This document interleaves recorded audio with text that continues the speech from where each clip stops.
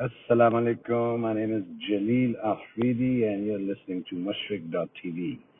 Today, our first story is about fringe right plots new attacks out of sight.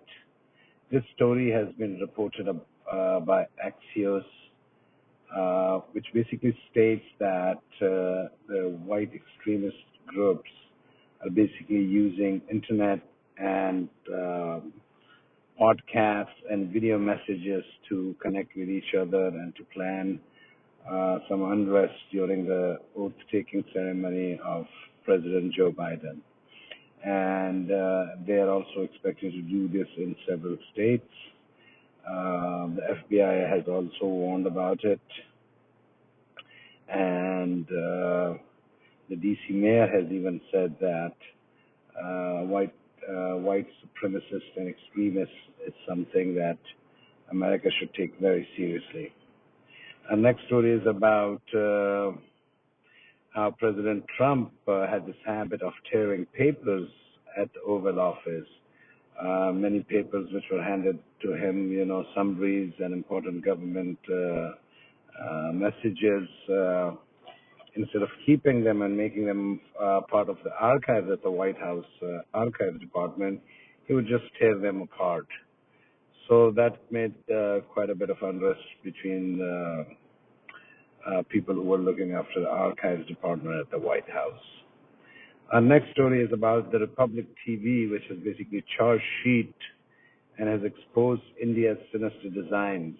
And this was stated by the Foreign Office of Pakistan, according to which they have released audio cassettes and the WhatsApp messaging between Narendra Modi and some of his close aides, and how they were planning to attack Pakistan, which basically led to the Pulwama attacks in February last year. And this TV has basically exposed India in many ways about its designs of carrying unrest in Pakistan and doing all sort of things. So that's a very big report. Our next story is about FBI, who is said to have investigating alleged foreign funding of Capitol riots. This is another interesting story, and there are people who are saying that money was poured in from outside for these riots to take place at the Capitol Hill, which has left a very bad mark at the democracy of the U.S.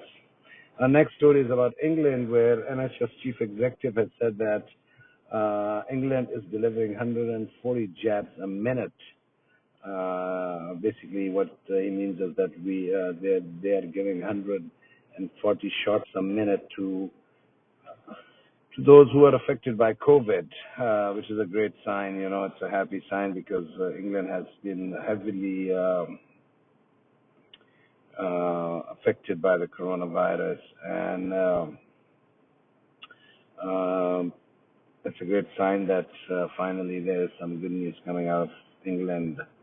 Our next story is about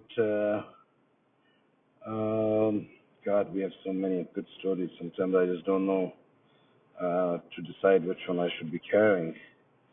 But our next story is about Pakistan, where coronavirus has claimed 43 deaths and over 2,521 new cases of corona has surfaced. So that's another interesting story. And our next story is also about Afghanistan, where gunman has killed 2 female judges in Kabul. This is a very sad story. On one side there is negotiation going on and peace talks are going on, and on the other hand, we see these terrorist activities taking place. So let's hope for the best. There are reports that U.S. has already pulled out 2,500 soldiers on January 15th, which it had planned. So now basically there are 2,500 soldiers left in Afghanistan, whereas according to reports, Washington, D.C. right now has about 15,000 National Guard, which is part of the army. So it is very interesting to note how U.S. will be handling Afghanistan with 2,500 soldiers. Our next story is about this province of Khost, where this hospital has remained non-functional, and corruption has been another landmark of Afghan government, where donors give millions of dollars, but unfortunately it gets wasted. This story is about this hospital, which is basically called Sheikh Zayed University Teaching Hospital in Khost, and the UAE government had donated huge sum of amount. It is said that more than $1.1 million was spent on this hospital, and till this day, nothing has happened there. And there are very nice machines, such as the MRI, CT scan, angiography, and PCR machines, which are just laying down there, and they're getting wasted. Um, uh, I hope somebody in Afghanistan takes these, corruption things very serious. Unfortunately, in 20 years, nobody has done that. So let's hope it starts one day. Polio drive has also started in Afghanistan, which is a good news. Let's hope that some countries where the polio vaccines are not considered something good, I hope they start realizing that it's a very basic and it's a very health-related thing which they should give to their kids, and they should not make any fuss about it.